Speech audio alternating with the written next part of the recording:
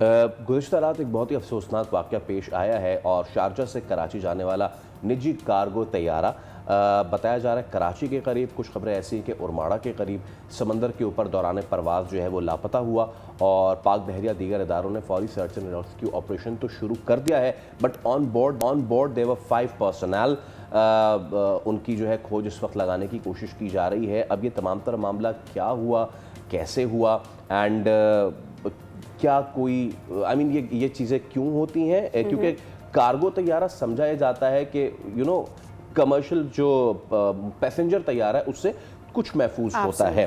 तो हम जरा बात कर लेते हैं। इमरान असलम साहब हमारे साथ मौजूद हैं, आप एविएशन एक्सपर्ट हैं। इमरान साहब अस्सलाम और बहुत शुक्रिया आपके वक्त के लिए।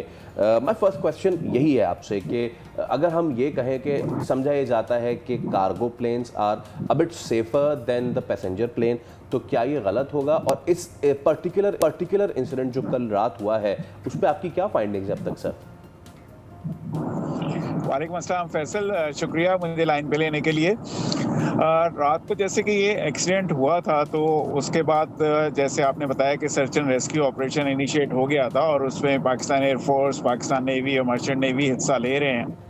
और मतलब डेफिनेटली वो जिस हिसाब से इस वक्त एफर्ट्स हो रही हैं, बहुत जल्दी इंशाल्लाह ताला वो हादसे की जगह पे पहुंच जाएंगे।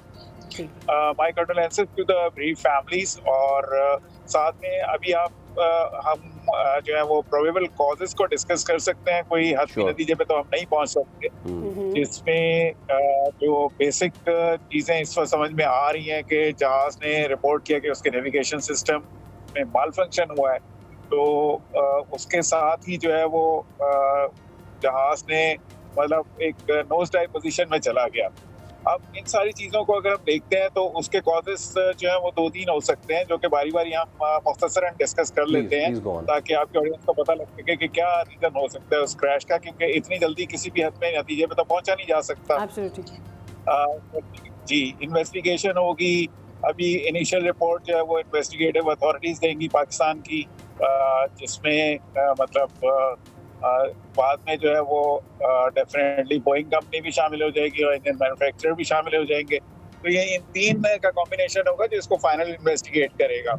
तो प्रोबेबल कॉजेस की तरफ हम आते हैं, जिसमें जब इतना जल्दी ऑल्टीट्यूड लूज होता है तो there are like very few reasons के इन्वेस्टिगेटिव एजेंसीज को उन तक पहुंचने में कोई इतनी ज्यादा डिफिकल्टीज नहीं होंगी। नंबर 1 जो इसमें रीजन होता है वो तो ये होता है कि कंट्रोल जैम हो गए हैं या स्ट्रक्चरल फेलियर हो गया है, यानी टेक्निकल रीजंस पे आप आ जाते हैं। सही। और नंबर 2 जो होता है वो ये होता है कि आप मतलब जब क्रू ने रिपोर्ट कर दिया एक चीज को कि उनके पास नेविगेशन सिस्टम माल फंक्शन किया है और उसके बाद जहाज जो वो टाइप में भी चला गया है, तो जहाज का एक सिस्टम होता है जिसको इनर्शियल रेफरेंस सिस्टम्स कहा जाता है या इनर्शियल रेफरेंस यूनिट कहा जाता है।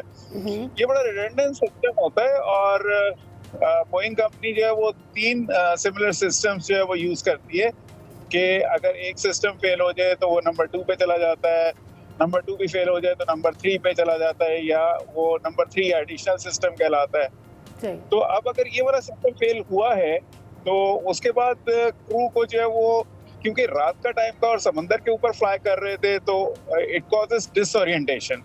डिसओरिएंटेशन ये होता है कि क्रू को ये नहीं पता लगता कि उनका एटीट्यूड इस वक्त क्या है। वो क्लाइंब कर रहे हैं, वो मिडिल लेवल फ्लाई कर रहे हैं या वो किसी टर्न में है, बैंक में है, क्योंकि ये वाला जो सिस्टम होता है जिसका मैंने अभी आपको जिक्र किया, IRU जो कहलाता है, ये सिस्टम जो होता है ये सारी मूवमेंट्स को कंट्रोल करता है। और अगर ये माल फंक्शन करे तो ये आपका जो प्राइमरी फ्लाइट डिस्प्ले होता है उसमें आपको गलत इंडिकेशंस दे रहा होता है, जैसे कि जहाज स्ट्रेट एंड लेवल रहा होगा लेकिन शो आपको ये करेगा कि नोज डाइव में जा रहा है, तो क्रू एकदम उसको ऊपर पुल करने की कोशिश करेगा। अगर पुल करेंगे उसको तो स्पीड वॉश आउट हो जाएगी और जहाज स्टॉल कर जाएगा। या वो ये शो करेगा कि बहुत ऊपर जा रहा है तो वो क्रू उसको नीचे की तरफ कोशिश करेगा पुश करने की कि वापस वो एटीट्यूड मेंटेन कर सके, तो उसमें फिर वो जहाज नोज डाइव में जाने का चांस होता है।